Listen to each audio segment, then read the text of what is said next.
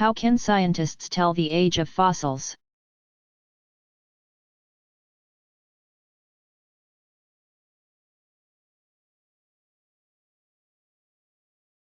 Scientists can learn many things about the conditions on the planet and ancient animal behavior from fossils. They can learn whether an area was once covered by lush forests, for example, or they can determine that some dinosaurs traveled in herds. They can also tell, in many cases, how long ago the fossilized plant or animal lived. One way to narrow down a fossil's age is by seeing what layer, or strata, of rock it appears in. The deepest layers contain the oldest fossils, while the top layers contain the most recent fossils. If they know the history of other fossils found nearby, specifically when these other animals lived, then they can determine the approximate age of newly found fossils. In some cases, scientists can pinpoint the age of a fossil by measuring something called a radioactive isotope. An isotope can be thought of as a version of a chemical element, like hydrogen or carbon, that has a slightly different atomic makeup than other versions of that element. For example, one isotope of hydrogen has one particle, a proton, in the nucleus. Another isotope has two particles, a proton and a neutron. Both are hydrogen, but they are different types of hydrogen. A radioactive isotope is one that is unstable and gives off some radiation. Over time, radioactive isotopes decay, forming a different chemical element altogether. For example, uranium eventually changes into lead. Scientists know how long it takes for various radioactive isotopes to decay. They discuss this time in terms of the isotope's half-life, or the amount of time it takes for half of the isotope to decay. If a radioactive isotope has a 1,000-year half-life, then half of it will have decayed in 1,000 years and all of it will have decayed, or turned into another element, in 2,000 years.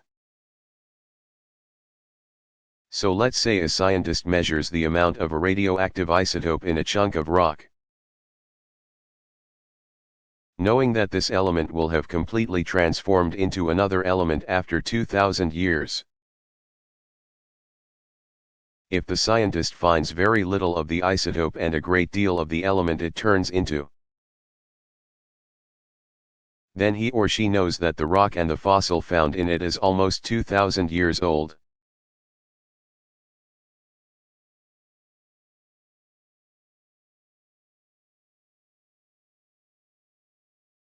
Could a person be moved safely from one place to another by a tornado? Like Dorothy in the movie The Wizard of Oz?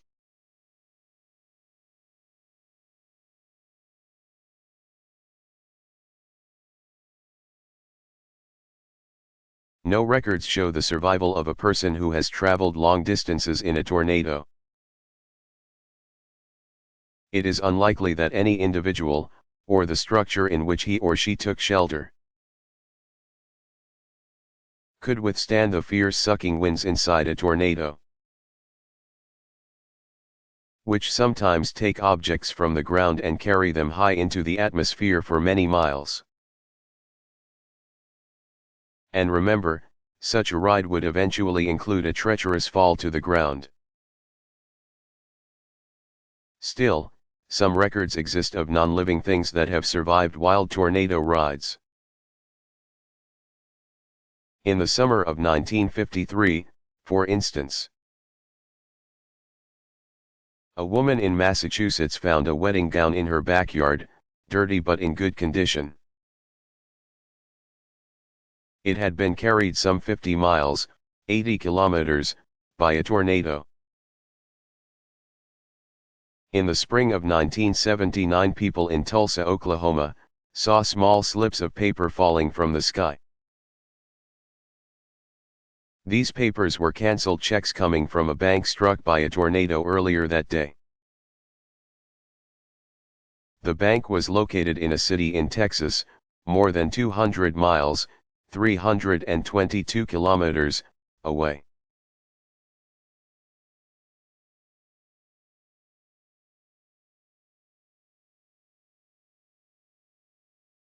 What are freckles?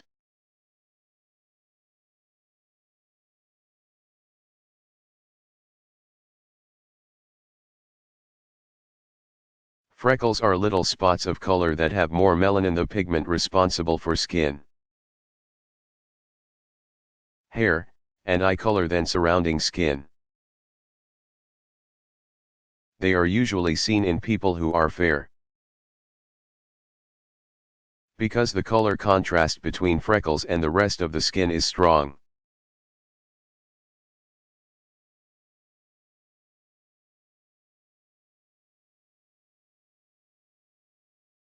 How old is Earth?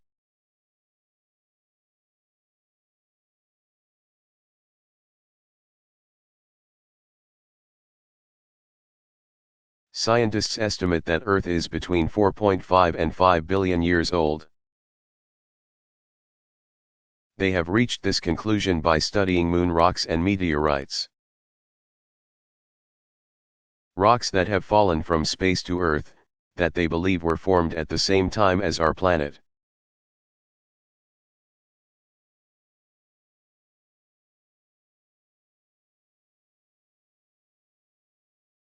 Did you ever notice how being out in the sun seems to make more freckles appear?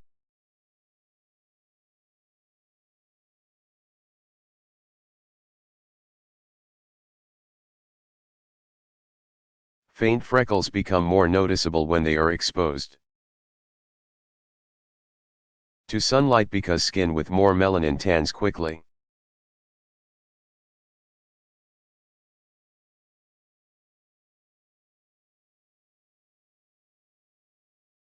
How long ago did dinosaurs live?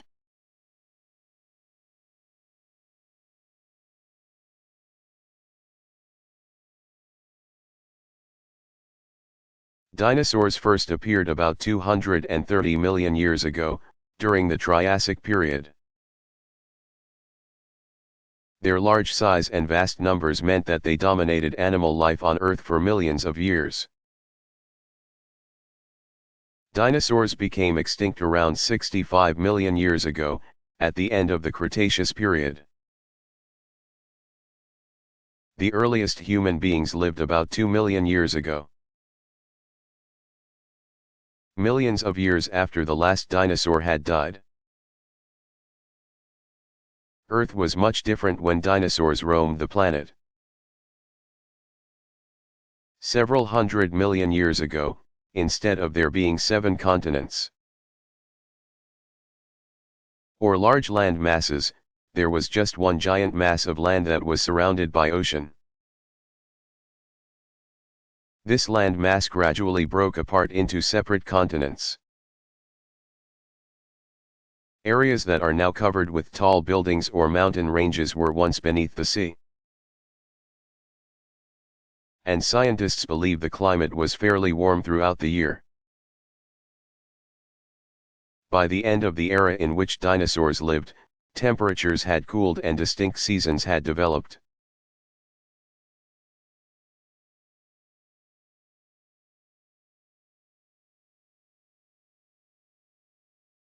Why don't spiders get stuck in their own webs?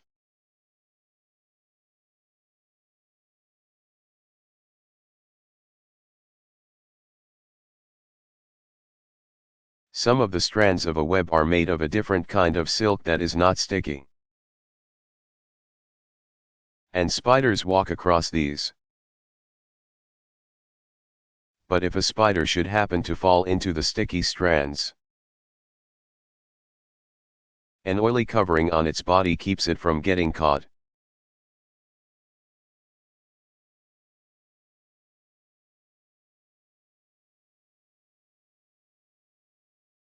How fast can birds fly?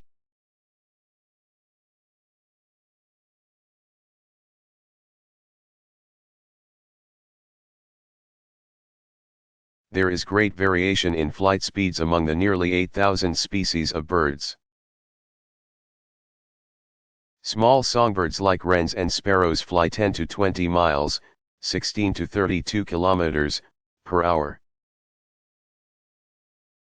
While ducks, geese, and pigeons can fly at speeds up to 60 miles, 97 kilometers, per hour. Some birds, like the peregrine falcon and golden eagle, have been timed diving at speeds exceeding 170 miles, 274 kilometers, per hour. Scientists have had a hard time measuring how fast a bird can fly, due in part to the variable effects of wind. A strong wind at a bird's back can help it fly much faster, while flying directly into a wind can slow the bird down considerably.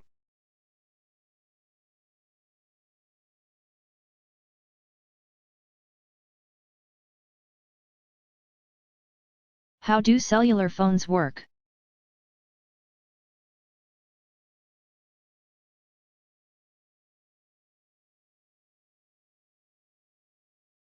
Cellular phones have exploded in popularity in a relatively short period of time. Cell phones first became available to consumers in the early 1980s. But the technology that made them small and truly portable evolved gradually over the next 10 years or so. By the beginning of the 21st century, millions and millions of people in countries all over the world were using cell phones on a daily basis. And it isn't just adults who enjoy the benefits of completely mobile phone capabilities. In the United States alone, more than 20% of teenagers have a cell phone. That translates to at least 1 in 5 American teens. Before cellular phones, people like police officers or taxi drivers could communicate from their cars using two-way radios. All of the radios in one city transmitted signals via a large central antenna located on top of a tall building, with all callers sharing one antenna. The number of calls that could be made at any one time was very limited. The cellular system takes care of that problem by dividing each city into many small cells. A large city can have hundreds. Each cell has its own tower, which contains an antenna as well as transmitters and receivers that send and receive signals. Each tower can handle numerous callers at a given time, and their small size and weaker signal, compared to the radio antennae, means that their signals don't interfere with those of nearby towers. When you call someone using a cellular phone, your phone is sending and receiving signals via radio waves, invisible bands of energy that work like light rays. In other words, your cell phone is a fancy, high-tech radio. After you dial a friend's number, your phone must find the closest tower by searching for the strongest signal. Once that signal is located, your phone transmits certain information like your cell phone number and serial number that help your service provider, the company your parents pay each month for cell phone service, make sure you are one of their customers.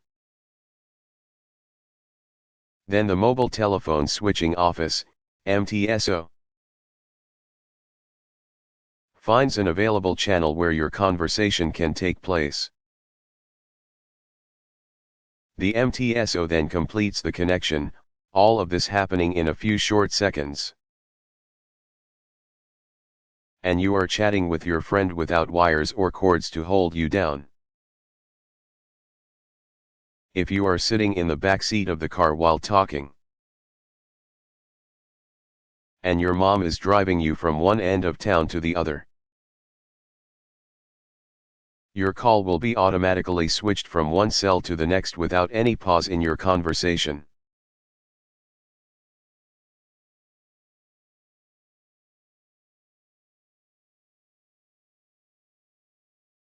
If a plant isn't green, can it still perform photosynthesis?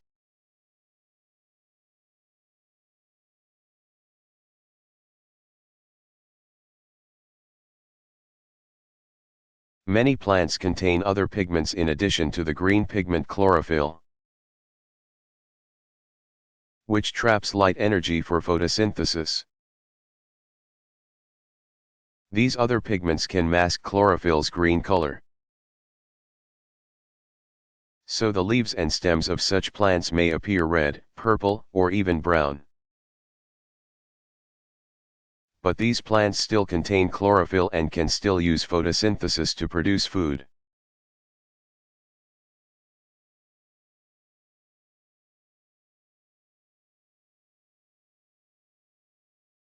Why do cats' eyes shine at night?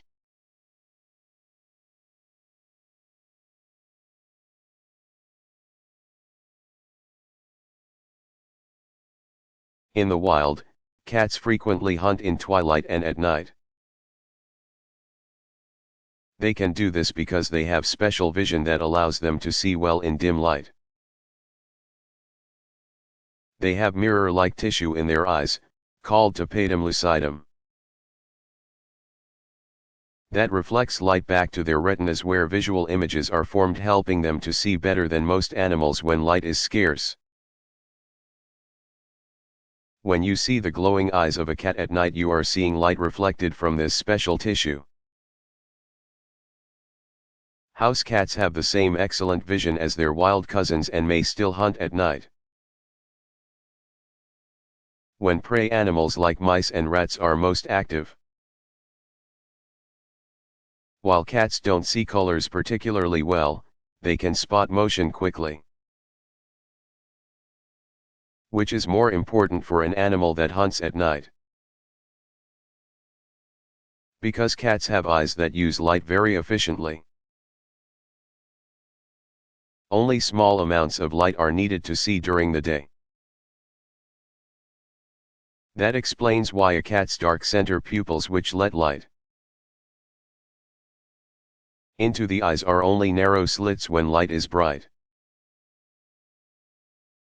At night a cat's pupils look more like those of other animals, large and round. A cat can see 6 times better than we can in dim light.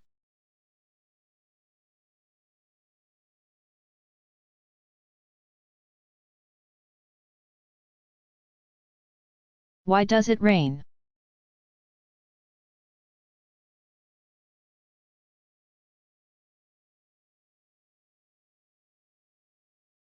When the water droplets or ice crystals that make up clouds become too large to remain suspended in the air, they fall. Water in any form that falls from clouds, snow, rain, hail, is called precipitation. Many different conditions cause precipitation. In tropical regions of the world, air currents cause the water droplets in a cloud to bump into one another. This bumping forces them together into larger droplets and they fall as rain. If the cloud is high in the sky, and the air the rain passes through is warm and dry, the rain may evaporate before it ever reaches Earth. In colder climates, most rain starts out as snowflakes or ice crystals. Depending on how high the cloud and how warm the air, These crystals will fall to earth either as rain or as snow, or perhaps as sleet or hail.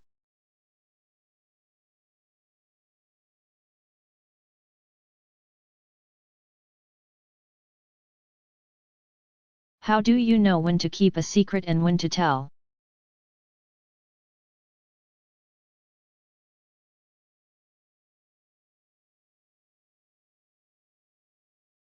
A good rule to follow: if a secret makes you feel bad, scared, or confused, share it with an adult you trust.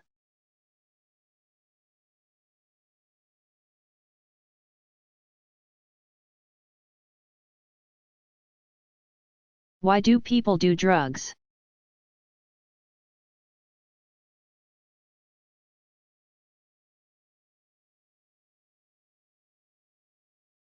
People may begin taking drugs out of a desire to rebel against their parents or society, or because they long to experiment with new feelings and experiences. Many people take drugs to escape from problems with family or at school. For most people, drug use begins because they like the way they feel when they are under a drug's influence, or high. Different drugs have different effects. Some are stimulants, which means they give an energy boost and create a feeling of excitement. Others are depressants, which means they slow down the body's systems and produce a calm, relaxed feeling. But no matter how a drug makes you feel, it can't get rid of the things in your life that made you feel like escaping in the first place. In fact, drug use usually makes matters worse. Drugs reduce your ability to cope with difficult emotions on your own, and they will make problems you might be having in school or with your family even worse. While many people refuse to see the harmful effects of drugs, particularly when they first begin taking them, the fact is that every drug has the potential to be harmful, and many drugs can cause death. Drug habits are expensive, and they frequently cause unpleasant personality changes in the user, which results in strained relationships with family members and friends. Many people make the mistake of believing that the more accessible legal drugs, like cigarettes and alcohol, are not as dangerous as illegal drugs. But legal drugs can have serious consequences if a person consumes very large quantities of alcohol. Even if it's his or her first time drinking, it can result in a coma or even death. Many young people wrongly believe that inhaling household chemicals produces an easy and safe high. But inhalants, by coating the lungs and preventing the absorption of oxygen, can also kill, whether it's the first time or the 50th. One danger common to nearly all drugs is that, while under the influence, your judgment is impaired and you are more likely to do something that could harm yourself or others.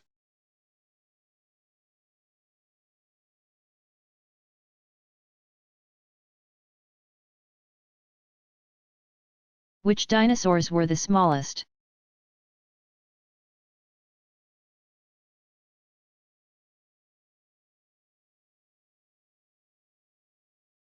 When most people think of dinosaurs, they picture the huge ones, like the giant plant-eating sauropods or the large carnivores, meat-eaters, like Tyrannosaurus rex. But some dinosaurs were actually very small. The smallest of them may have been the Compsognathus, pronounced Compsahgnathus, which was only about as big as a chicken.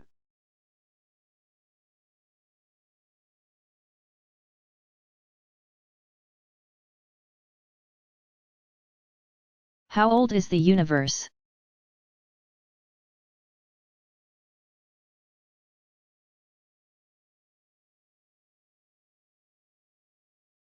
No one knows for sure.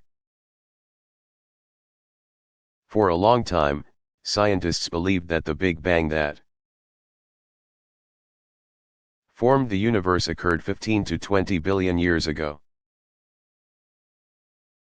This estimate was based on mathematical calculations using the current rate of expansion of the universe. But recent information collected by the Hubble Space Telescope indicates that the universe may be newer, only 8 billion years old.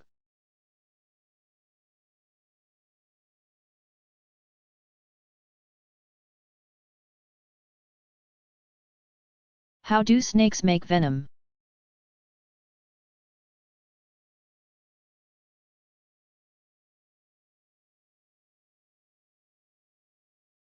Snakes make venom in glands like those used for making saliva. These glands are located at the back of the snake's head. And the venom travels through ducts, or tubes, to the fangs. Different kinds of venom damage different parts of the snake's prey. Some venoms affect the heart. Some attack the nervous system, and some work to digest the prey, making it easier for the snake to swallow it.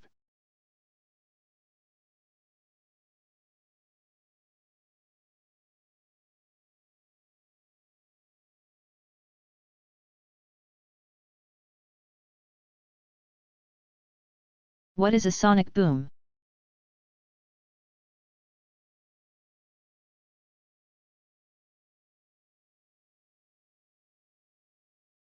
As long as an aircraft is moving at a rate slower than the speed of sound, about 1,120 feet, or 340 meters per second, which is known as Mach 1, the air that it disturbs is evenly distributed around it. But as an aircraft approaches Mach 1, the air molecules in front of it become crowded together. The impact made when an aircraft flies through them called breaking the sound barrier causes shock waves that reach our ears as a thunderous sonic boom. The aircraft leaves the waves behind as it enters supersonic flight. A supersonic airplane is shaped quite differently than a regular, subsonic plane. It is usually shaped like a dart, with a long pointed nose and wings that swing back and hug the plane body. This slim shape causes less friction as it races through the air. The close-set wings also stay within the shock waves the plane creates, which is necessary to maintain control of the aircraft. While the special wings of supersonic planes don't provide as much lift as those of regular planes, the aircraft get the lift they need for takeoffs and landings by traveling at very high speeds.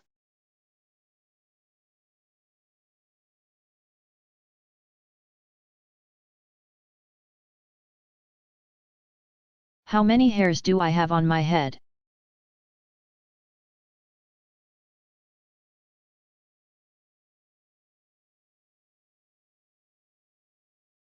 The average person has about 100,000 hairs on his or her head.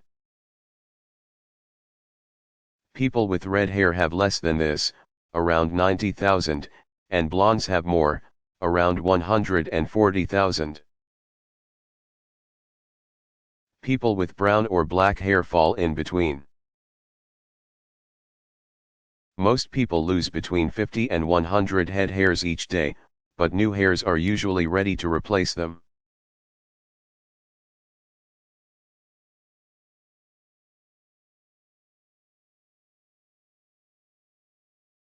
What are cold-blooded and warm-blooded animals?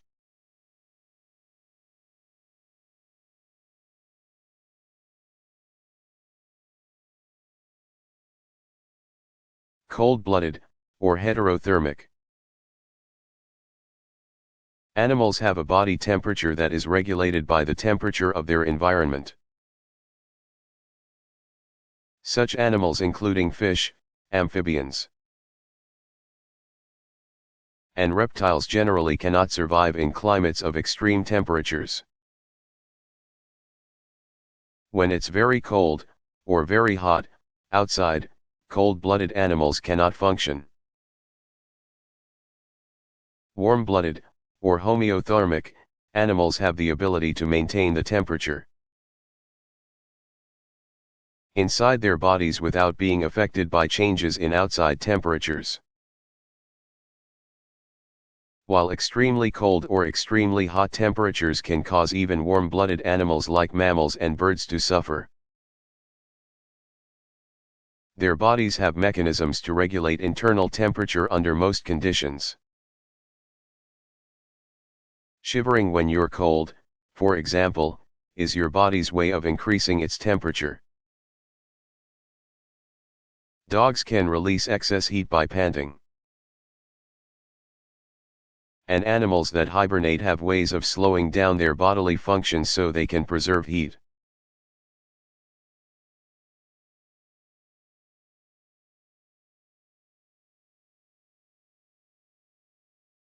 What is a salamander?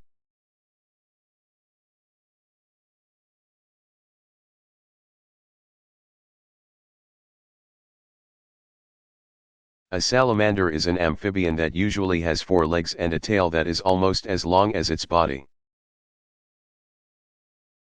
There are hundreds of different types of salamanders, including newts, mud puppies, and hellbenders. Like other amphibians, salamanders hatch from eggs laid in water or moist areas. They then go through a larval, youth, stage as aquatic creatures with gills,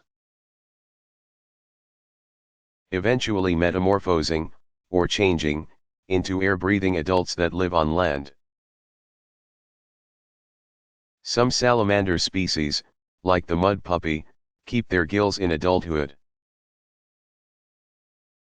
Some types of newts, after graduating from aquatic larvae to land-dwelling adults, at which point they are called efts, will spend a couple years on land only to return to water permanently.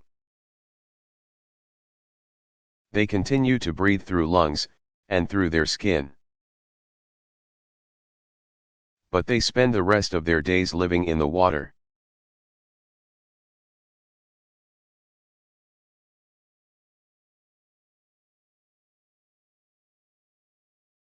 Which country is the largest?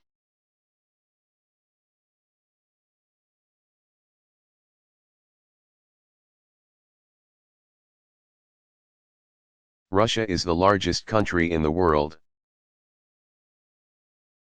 with 6,592,812 square miles, 17,075,383 square kilometers, of area. It stretches across 2 continents, Europe and Asia. It is far bigger than the next largest country in the world, Canada, which has 3,851,809 square miles, 9,976,185 square kilometers, of area.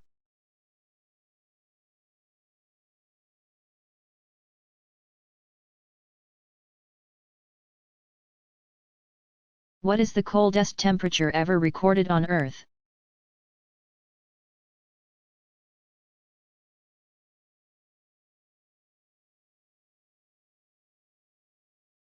The coldest temperature ever recorded on Earth was at the Russian research station Vostok in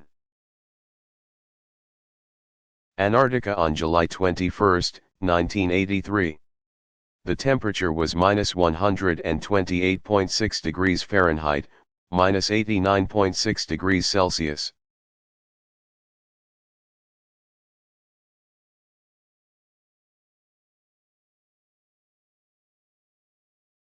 Will the sun ever burn out?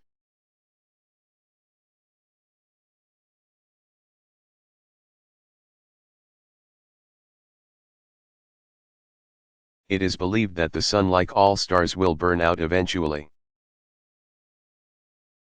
As a star uses up the hydrogen that fuels the nuclear reactions that power it, it is thought to die, collapsing in upon itself.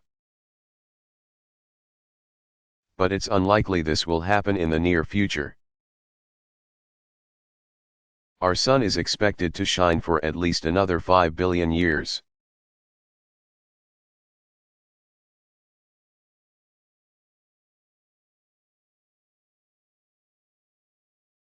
What does adopted mean?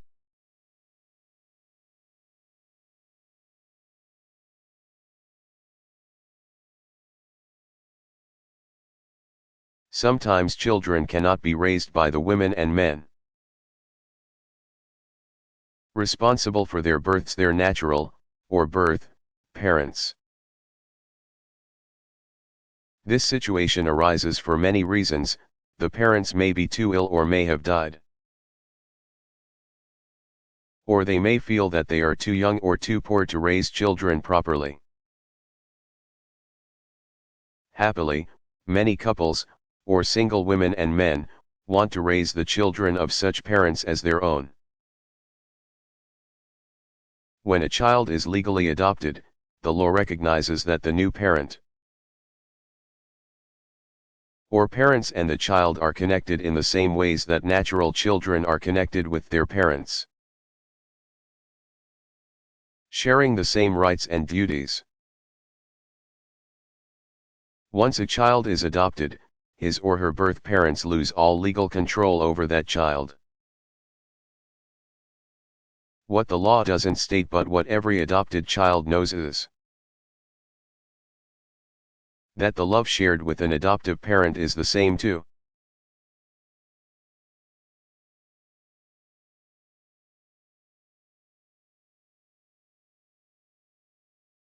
How do people get around in cities?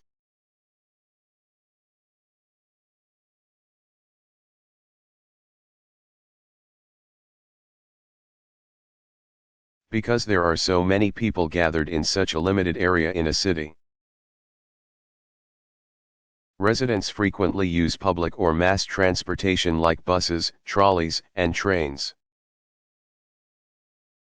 If all the people in a city drove their own cars, the streets would be impossibly congested. There would never be enough parking spaces, and the pollution from car exhaust would be unbearable. With mass transportation, large numbers of passengers share the same vehicle, which is kept in constant use throughout the day.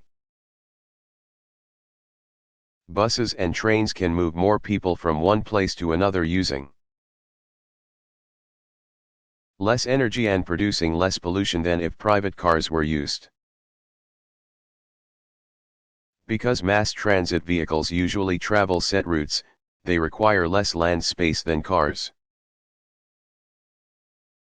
And subway trains are ultimate space savers, because they travel in tunnels underground.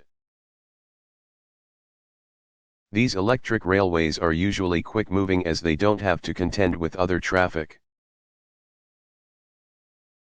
Passengers get on and off at underground stations that connect to streets above. Actually, a lot of activities take place below the ground in cities, because surface space is so limited. While mass transportation has many advantages, it can also be somewhat inconvenient. Because buses and subways travel set routes, they usually can't drop passengers off directly at their destinations. People also have to make travel plans that fit the schedules of the vehicles. So some people in cities do own and drive cars.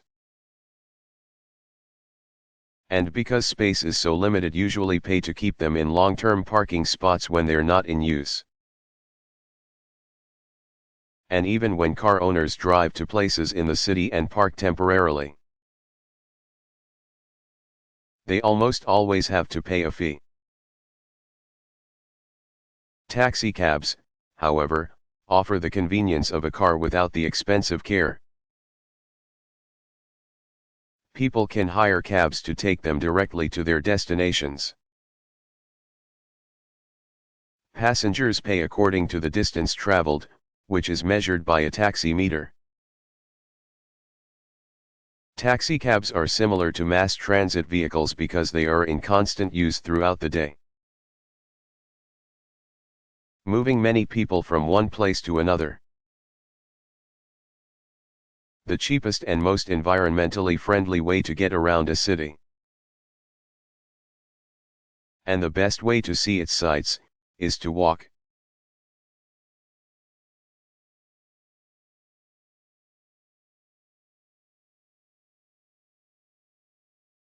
Why am I punished when I've done something wrong?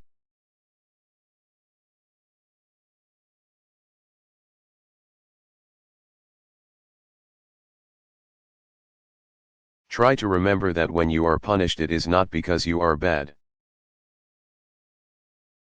You are being punished because you need to learn that there are better ways to handle your feelings and control your actions when upsetting situations occur. When you are young, it is hard to do this. To help keep you from hurting yourself or others, grown-ups make rules for you to follow.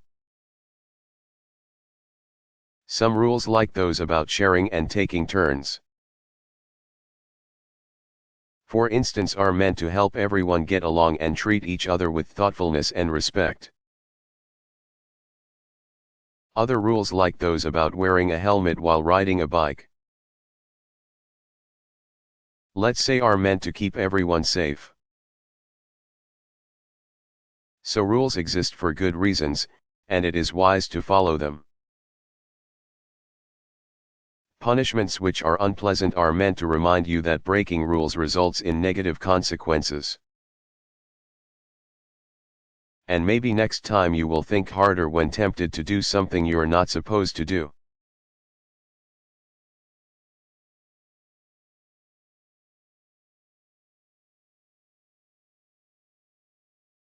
Why do some wounds cause scars?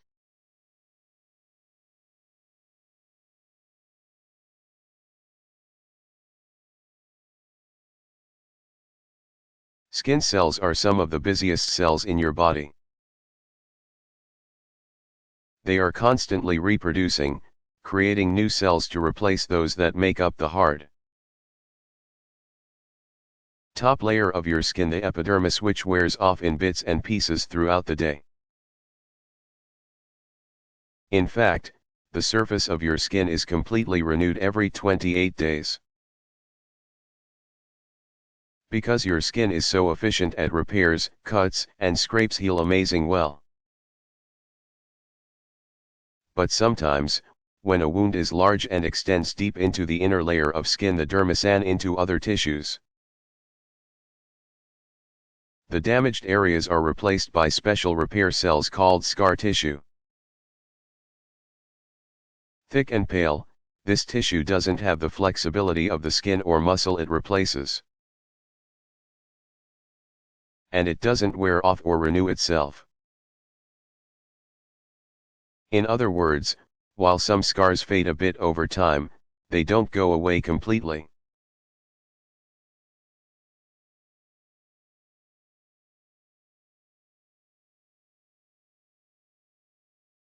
Does it hurt to die?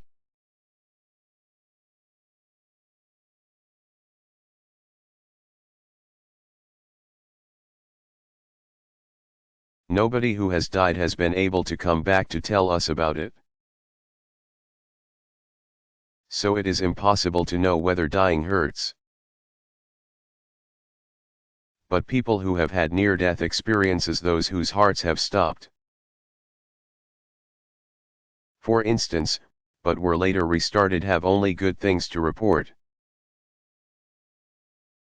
Most tell of a peaceful sensation of floating above their bodies. A number also describe traveling through a tunnel toward a beautiful light, or having loving meetings with friends and relatives who have died before them. Scientists know that when a person is in a state of very low oxygen, often a condition that precedes death, he or she experiences feelings of euphoria, or great happiness. So as far as we know, the act of dying is not painful at all. What is often painful for dying people is the thought of leaving behind their family and friends. They may also be sad at the thought of never again doing the things they love about life, like watching sunsets, or gardening, or going to the movies. In addition, they may be afraid because they are uncertain about what awaits them after death. Still, many sick people welcome death. The same wonders of medicine that have allowed people to reach old age have also enabled them to live through long, and sometimes painful, illnesses. Often, death is seen as a welcome end to pain, both for the ill person and for the family and friends who have watched their loved one suffer. People with strong religious faith, too, may fear death less because they believe they will journey to a better place.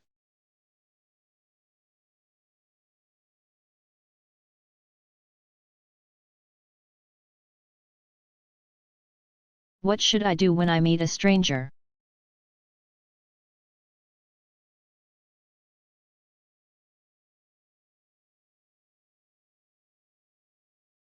Most of the strangers you encounter are decent people who treat children with respect and would never think of hurting them.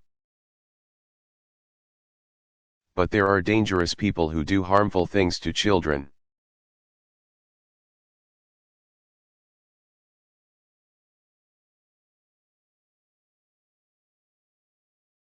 How large was the biggest earthquake ever recorded?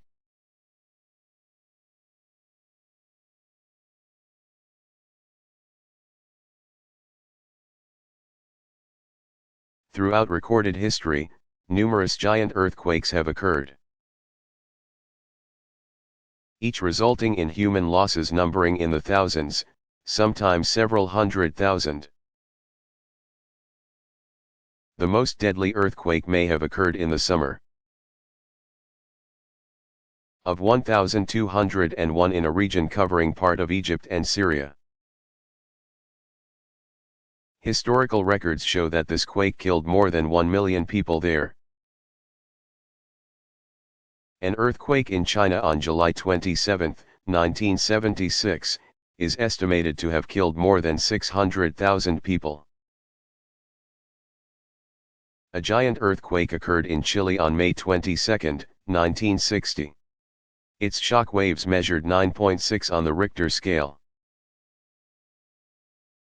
Thousands of people were killed in Chile, and the tsunami, or giant ocean wave, that it produced killed many more people on the islands of Hawaii, Japan, and the Philippines. It is not always the earthquakes with the biggest shock waves that cause the greatest damage. A large quake that occurs far out in the open ocean, for instance, may cause few problems. Earthquakes that hit cities where a lot of people live, on the other hand, cause the most harm to property and humans.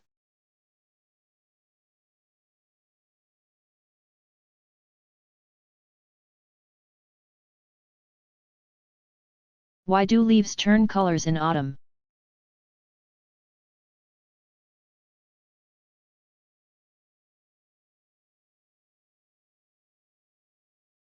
In autumn, when leaves are sealed off from the branches on which they grow, and water and minerals can no longer reach them, photosynthesis stops. Once leaves are sealed off, their food-making chlorophyll, the substance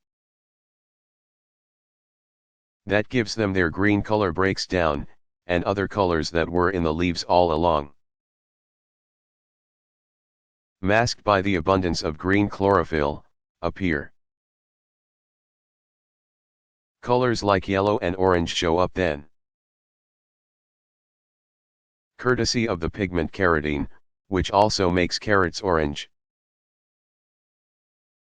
Some of the beautiful fall colors result from pigments formed by chemical reactions that are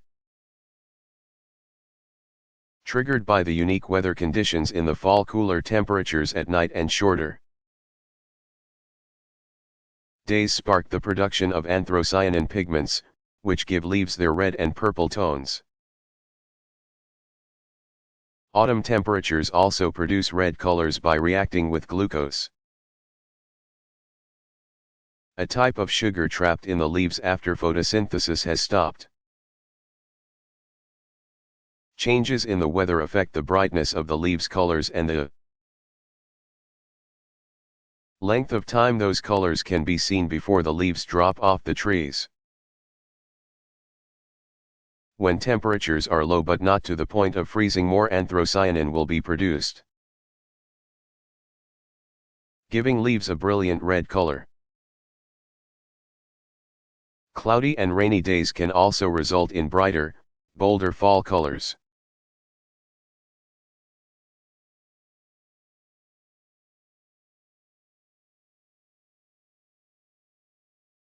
Who invented the sandwich?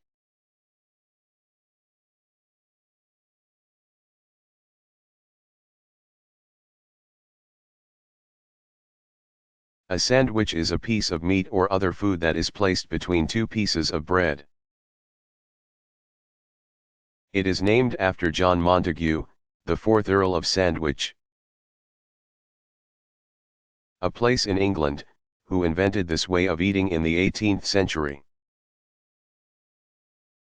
Hooked on gambling, he couldn't take the time to stop playing and eat a regular meal.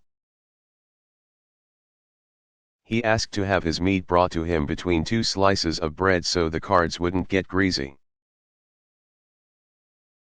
And he ate this meal, dubbed a sandwich, right at the gaming tables.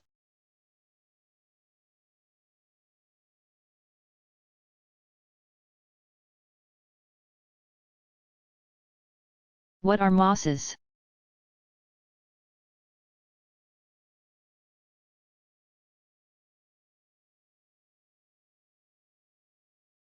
Most of us have seen moss growing in a soft, green carpet at the base of a tree in the woods. Like ferns, mosses can grow all over the world, but they thrive in damp, shady areas. Both plants require moisture to reproduce during the reproductive stage. The male sex cells need water to swim to the female sex cells so they can fuse and create new plants. Most mosses are small, but one tropical species can grow to heights of 27 inches, 69 centimeters. Lacking true roots, mosses connect to the ground or trees with tiny, root-like structures called rhizoids. Mosses can hold tremendous amounts of water, which has made certain varieties very useful to the environment. And some Native American Indians took advantage of moss's absorbency by using it for diapers. Mosses help prevent flooding. And gardeners use a type called peat moss to keep soil moist and rich with nutrients.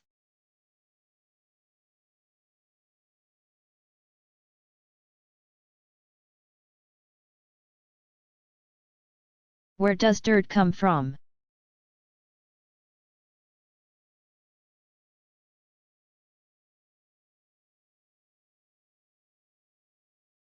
Dirt, or more accurately, soil, is the surface layer of earth in which plants can grow. It can be a few inches deep or extend down for several feet. It is made up of tiny pieces of rock of various sizes and shapes. Along with air, water, and humus, which is the decomposed remains of plants. The more humus soil contains, the better it can hold the nutrients and water that plants need to grow. The different types of rocks that make up soil are usually fine particles of parent rocks that lie farther below Earth's surface. These have been made fine by erosion worn by wind and water, or by geological occurrences like volcanic eruptions and the movement of glaciers. There are many kinds of rocks composed of different minerals and formed in different ways that make up Earth's crust.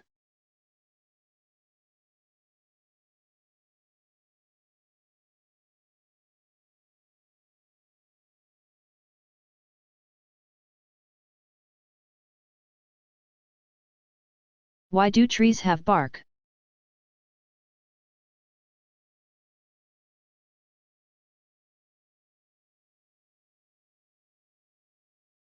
The cells that make up plants have walls made mostly of a material called cellulose that vary in thickness. In young, flexible plants, cell walls are thin and elastic. As a plant reaches full size, its cell walls have grown several layers, making it more rigid. A plant's firm cell walls help give it its shape. Even after plant cells die, their firm walls can help support a plant. A plant as big as a tree needs a lot of support. The cells that form a tree's bark covering its trunk and branches have extremely tough walls. Outer bark is really a thick shell of dead cells that protect softer, living tissues inside. Outer bark keeps a tree from losing too much water, which could happen easily in a plant so large. It also keeps many insects and other damaging things like fungi from reaching a tree's living center. Bark can protect a tree in very cold or very hot weather too. The living, inner bark of a tree is made of long, stiff-walled xylem cells, arranged like tubes or pipes, which transport water and minerals from its roots. Located inside that bark is a spongy wood center made of similarly arranged, thinner-walled phloem cells, which distribute the tree's food supply that has been manufactured in its leaves. The strength, weight, and hardness of the woods of different trees depend on the size of their cells and the way they are arranged together. Certain chemicals in woods give them their different scents, colors, and other characteristics.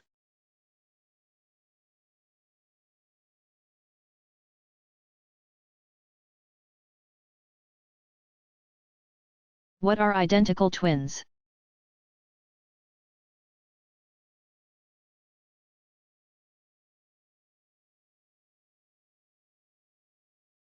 When the sperm from a man fertilizes the egg cell of a woman,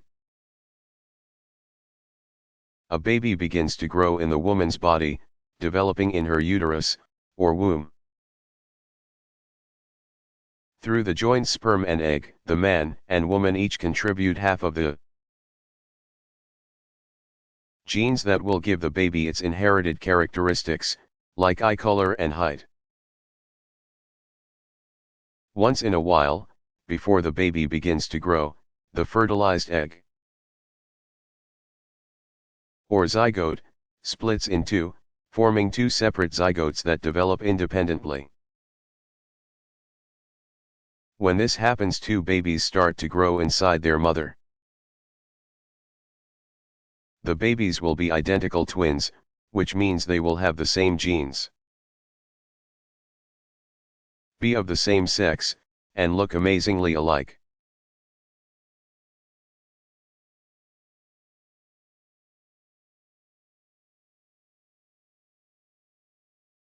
What should I do if another kid is being a bully?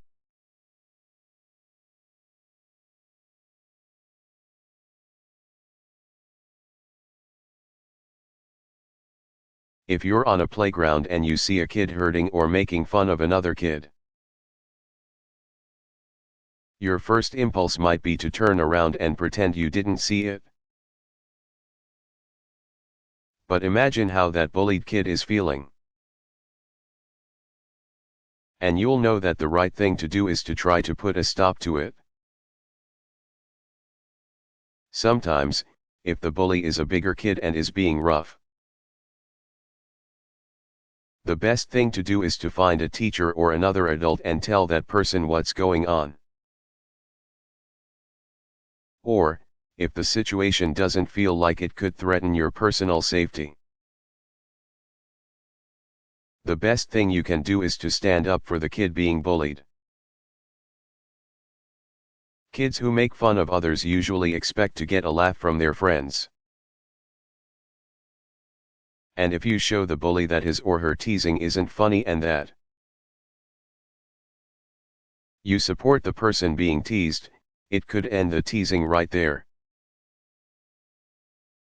Lots of kids have been picked on by a bully, for many different reasons. If you've been the target of a bully, you know it can be very scary and upsetting to be teased, hit, or threatened. Sometimes it helps to simply ignore what the bully is saying. Most bullies do what they do to get a reaction from those they tease. And if they get no reaction at all, it's a lot less fun for them. It usually helps to have friends around, too. A kid walking alone is more vulnerable than a group of kids, and if you are bullied when your friends are with you, it might help you feel brave enough to stand up to the bully. Even if you don't feel that confident, sometimes just acting confident can go a long way. If you hold your head high and tell a bully to stop calling you names, you may just surprise that bully into silence. One approach to avoid is responding to bullying with violence. It will probably only make matters worse. Even though it may feel awkward or embarrassing,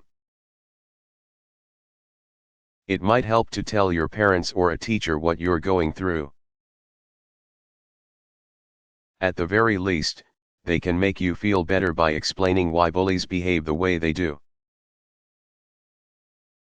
and by reassuring you that what the bully says about you has nothing to do with who you really are. And at the most, adults can help keep you safe if you're being threatened.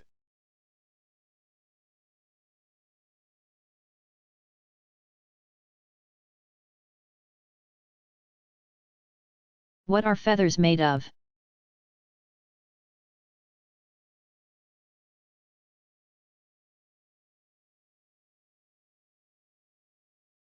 Birds have many different kinds of feathers, each of which performs a different function.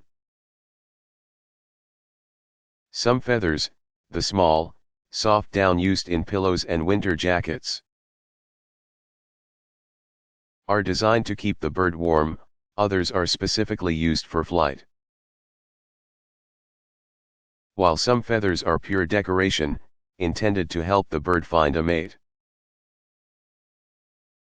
Feathers consist of a shaft in the middle with pairs of branches, called barbs, attached.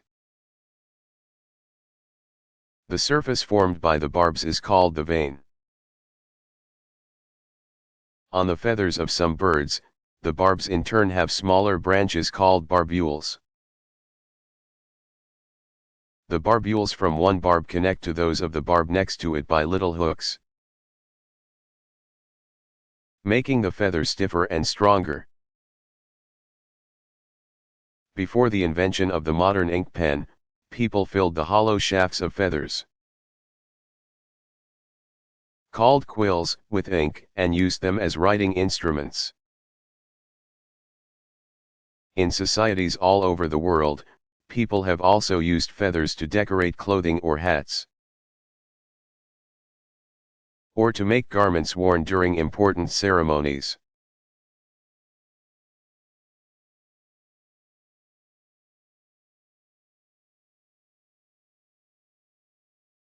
What is a test tube baby?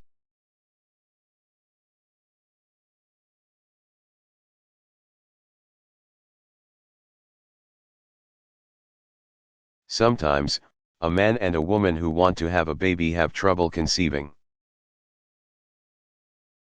Many factors can contribute to a fertility problem, and sometimes medical science can help fix it. One solution to infertility is something called in vitro fertilization. With this method, a woman's eggs are fertilized with a man's sperm outside the woman's body. Fertilization takes place in a laboratory, in a glass dish, not really in a test tube. Once fertilization occurs there and the fertilized eggs begin to grow. They are placed inside the woman's uterus to develop further. Eventually a baby is born, sometimes multiple babies are born if more. Then one of the fertilized eggs attaches to the uterus and develops fully. Kids who originate from this method of fertilization are no different from other kids. They are simply children who began their lives outside their mother's bodies.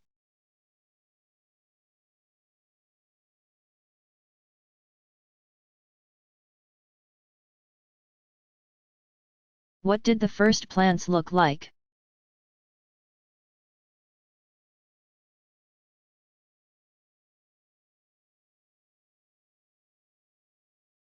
When you look at the green slime covering a still pond, you are looking at types of plants, single-celled green algae that are thought to be among the first that appeared on Earth. Though they share many characteristics, some scientists do not actually classify algae as plants, but as part of the kingdom Protista. About 630 million years ago plants like these first grew in the oceans and spread to other watery environments.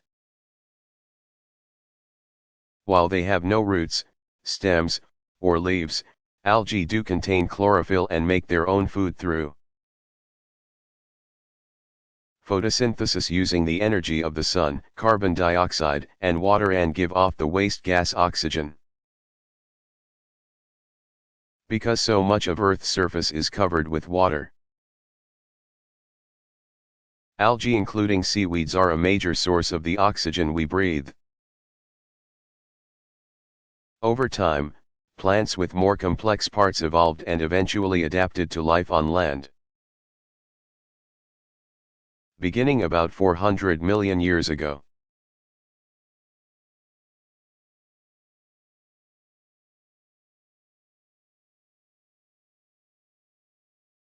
What starts a cough?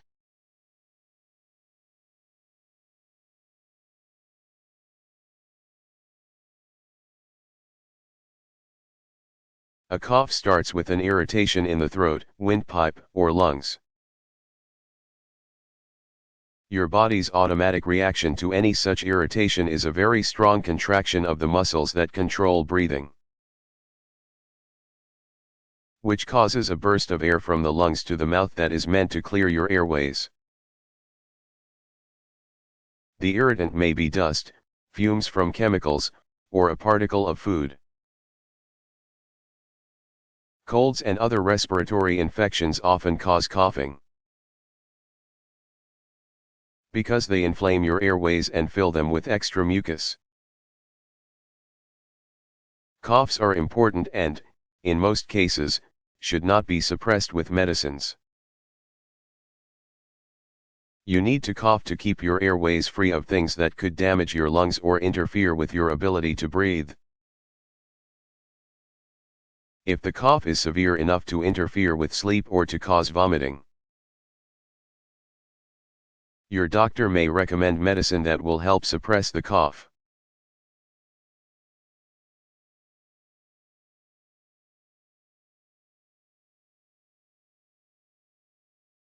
Why do hummingbirds hum?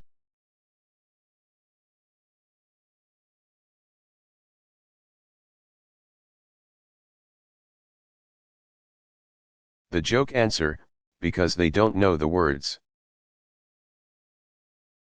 The real answer, hummingbirds' wings flap so quickly that they create a high-pitched humming sound. Just as mosquitoes and other insects generate a buzzing sound from their high-speed wing flapping.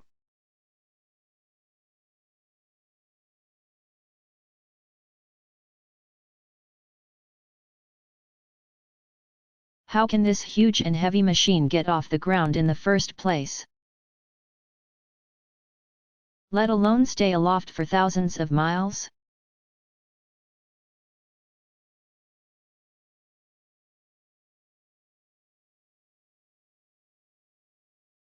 Airplanes function according to a complex mix of aerodynamic principles theories that explain the motion of air and the actions of bodies moving through that air. Airplanes get their power from engines. Small planes generally use piston engines, which turn propellers that push aircraft through the air in the same way that boat propellers push vessels through water. But bigger planes use jet engines, powered by burning fuel. These engines expel great amounts of air that thrust them forward and up. Airplanes are able to lift into the air and stay there because of the shape of their wings. An airplane wing is flat on the bottom and curved on the top. When a plane's engines push it forward, air divides to travel around its wings. The air that passes over the larger curved top moves faster than the air that passes under the flat bottom. The faster moving air on top becomes thinner and has lower pressure than the air below, which pushes the wing up. Uneven air pressure caused by the shape of an airplane's wings then creates a force called lift, which allows an aircraft to fly. The force of moving air is also used to steer an airplane. Steering is done through a system of movable flaps working much like boat rudders that are located on the plane's wings and tail. When set at an angle, they push at flowing air that pushes back, turning or tilting an airplane. To descend, for instance, a pilot lowers a plane's tail flaps, causing airflow to direct its nose downward. Turning requires changing the direction of wing flaps and the tail rudder. An airplane must be in constant motion, its wings slicing through rushing air to create lift in order to stay up. Moving air is also required to steer it. In other words, a plane cannot fly without the power of its engines thrusting it through the air. In order to get enough lift to rise into the air on takeoff, an airplane has to travel along the ground first at great speed.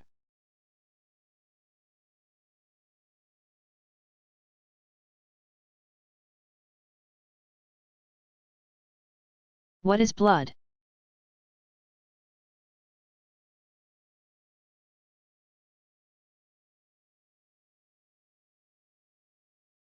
Blood acts as your body's transportation system.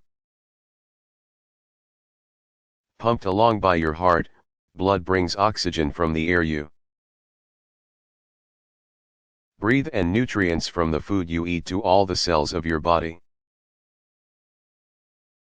It also keeps cells clean and healthy by taking waste products away after the nutrients and oxygen have been used for processes like growth and repair. In addition, blood transports hormones, chemicals made in glands that control a variety of processes throughout your body.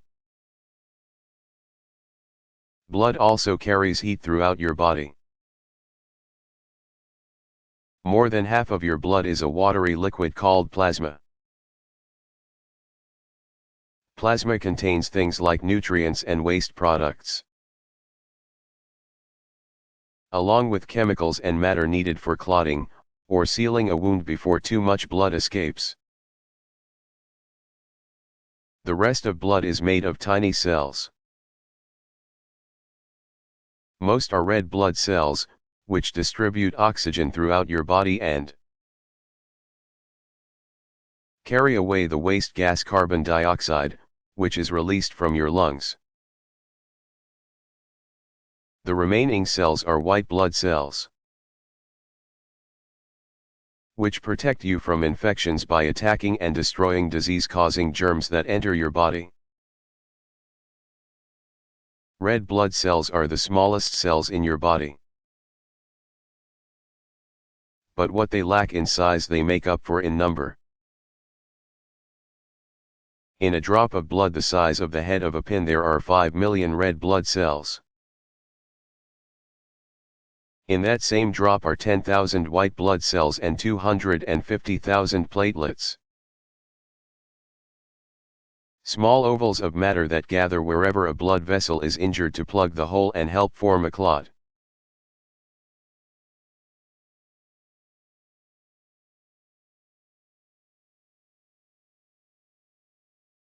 What is the equator?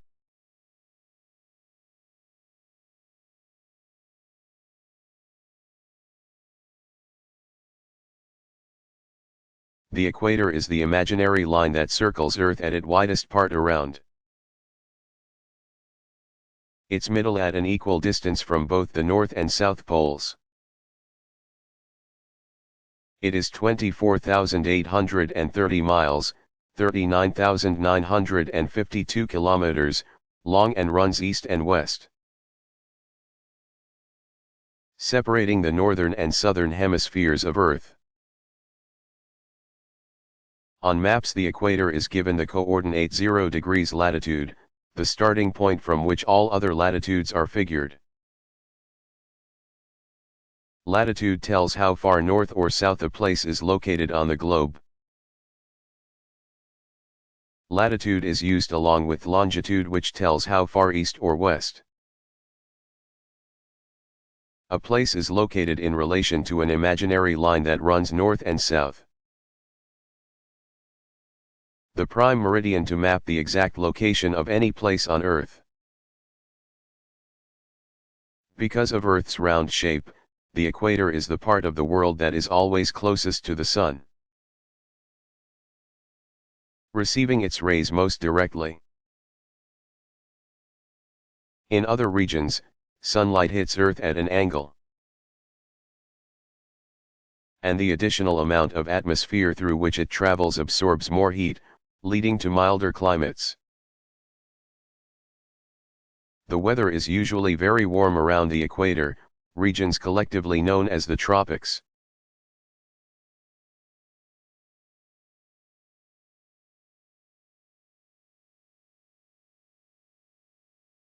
What are wisdom teeth?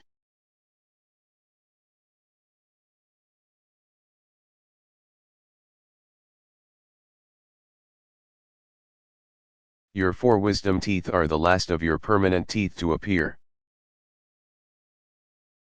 These molars, located at the back of the jaw, come in between the ages of 17 and 21. They emerge around adulthood along with the wisdom that supposedly comes with maturity, which explains their name. In a lot of people, though, one or more of these teeth never come up. Usually because there is not enough room on the jawbone. Long ago, primitive people had longer jaws that held these extra molars that were so important for chewing the tough meat that made up most of their diets. But as prehistoric men and women evolved and their brains became larger,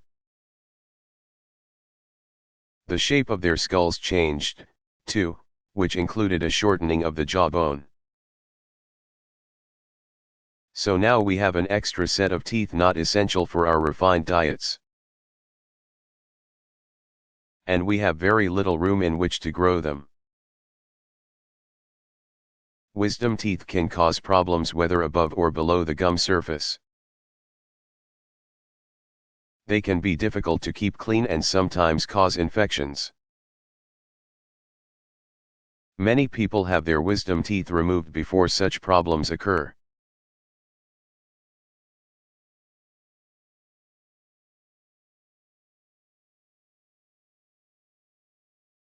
Did you know that early bicycles had pedals attached to their front wheels, just like tricycles?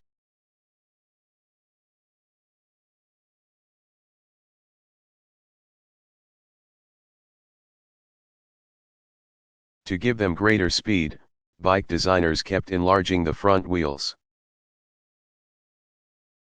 some of which measured up to 64 inches, 163 centimeters, across.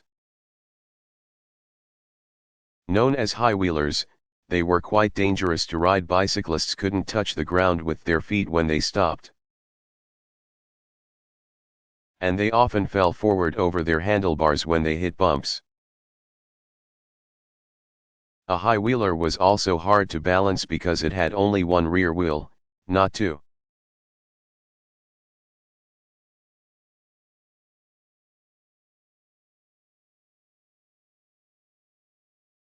How many oceans are there?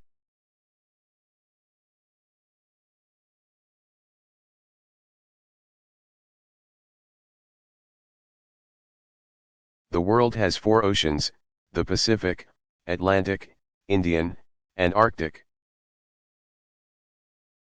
Sometimes the water that surrounds the continent of Antarctica is called the Antarctic Ocean, which would then bring the total to 5. Because all of the oceans are connected to each other, some people consider them to be one gigantic world ocean that is divided into 4, or, if the Antarctic waters are regarded separately, 5 parts. The Arctic Ocean is about 5,440,000 square miles, 14,103,626 square kilometers, in area. The Antarctic covers 12,450,000 square miles, 32,253,886 square kilometers. The Indian Ocean has an area of 28,380,000 square miles, 73,523,316 square kilometers. And the Atlantic extends over 41 million square miles, 106,217,610 square kilometers. The greatest of the oceans, the Pacific,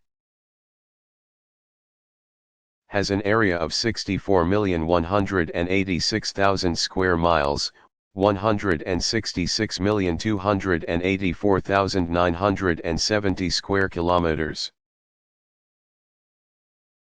The Pacific Ocean is by far the deepest, in the Mariana Trench, which extends southeast of the island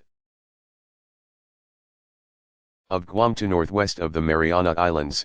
The ocean floor is 36,198 feet, 11,034 meters, down. The tallest underwater mountain, called a seamount, is also located in the Pacific Ocean. Mauna Kea rises from the ocean floor and extends above the water surface in Hawaii. It measures 33,480 feet. 10,205 meters, in height, which is even taller than the world's biggest surface peak. Mount Everest, though Mauna Kea's peak is only 13,796 feet, or 4,205 meters, above sea level. The oceans hold 322,280,000 cubic miles, 1,347,000,000 cubic kilometers, of salt water. If you have an aquarium, you know how heavy water can be. Each cubic mile of seawater weighs 4.7 billion tons. That's 9.4 trillion pounds, or 4.3 trillion kilograms.